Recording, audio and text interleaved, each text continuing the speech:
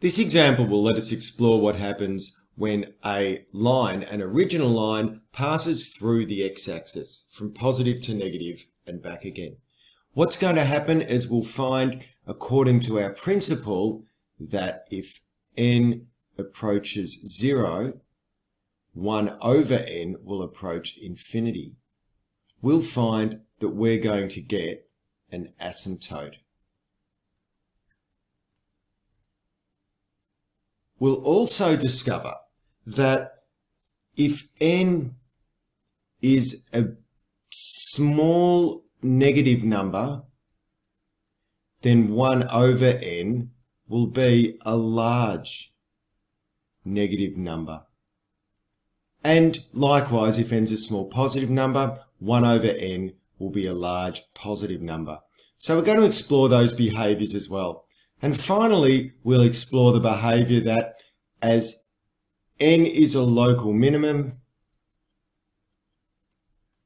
1 over n is a local maximum, and as n is a local maximum, 1 over n is a local minimum. So all of these things are going to be going on here. Let's start by sketching the graph of x squared minus 2, which is a parabola, which has a turning point on that y-axis at 0 and negative 2. Now my red graph is going to be my reciprocal graph. And the first behaviour we have here is that when n approaches 0, 1 over n approaches infinity, or as n equals 0, as my denominator equals 0, then I have an asymptote. And my denominator equals 0 here and here. So therefore, I need to draw in some asymptotes. Of course, you won't be doing this freehand like I am. You'll be doing this with a ruler. So now let's explore the very left-hand side of the graph. At the start, I have a very large number on the denominator, which means I have a very small number in my reciprocal function. And it approaches 0 here, which means that my reciprocal will be very large. So I'm going to have a function that looks like that and approaches the asymptote. So it's going to look something like that. And I have exactly the same on the other side, so I can draw that in as well.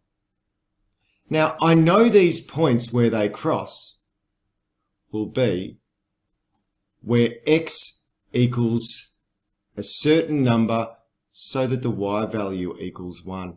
Because 1 over 1 is 1.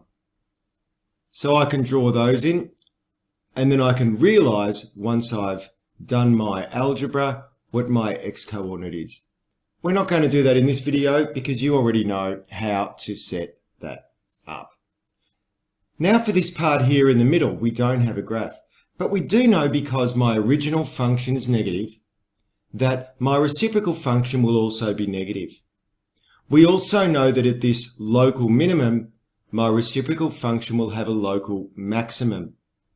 And we also know that 1 over negative 2 equals negative a half.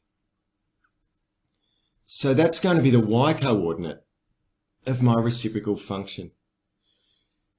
On the left-hand side of this middle zone, we have a very small negative number, and the reciprocal of that is a very large negative number. On the right-hand side of the middle zone, I also have a very small negative number, and the reciprocal of that is a very large number. So my reciprocal function is going to look something like that, where this y-intercept is at 0 and negative a half. And that's how I've used these principles and the idea of my points at 1 and negative 1, which means I need to remember that this point here where there's an intersection and this point here where there's an intersection have y values of negative 1. And whatever the x value is something we can calculate at another time. And now I've used all the principles I know to be able to sketch this red graph, which is the reciprocal of 1 of x squared minus 2.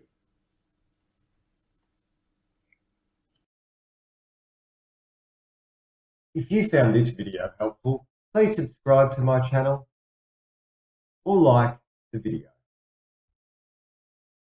Thanks.